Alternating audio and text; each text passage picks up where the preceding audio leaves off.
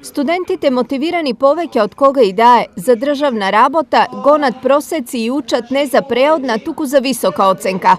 Да, јас мислам дека е добро да имаме загарантирана работа, ради тоа што ќе ни биде дел мотив, ќе не мотивира во секојдневната работа на факултет. Многу лесно ќе имаме мотивација, енергија за работа. Добро е кога ќе се знае дека ќе имаме загарантирана работа после факултетот, па така одењето на студентите во странство би се избегнало.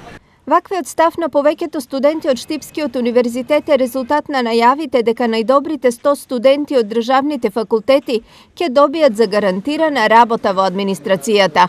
При административната селекција, кандидатите ќе можат да добијат најмногу 100 бодови, од кои најмногу 70 бодови од формално образование, најмногу 20 бодови од меѓународно признати сертификати и сертификати за познавање на странски јазици и најмногу 10 бодови од времето кое било потребно за кандидатот да ги заврши студиите, при што, доколку кандидатот подолго студирал, следствено ќе освои помал број на бодови. За никој од најдобрите да не бидат оштетени, со вработувањата ќе биле опфатени сите научни области.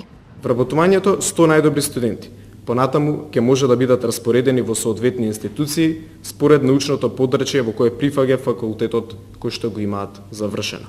Секако дека ќе биде потребно институциите претходно во своите акти за систематизација да ја имаат утврдена потребата за вработување на таков профил на кадар.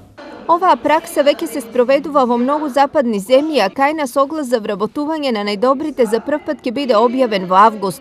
Доволна причина оние што завршиле да си го пресметаат просекот, а оние кои доправа учат добро да ги загреат столчињата. За работа се работи, и тоа државна.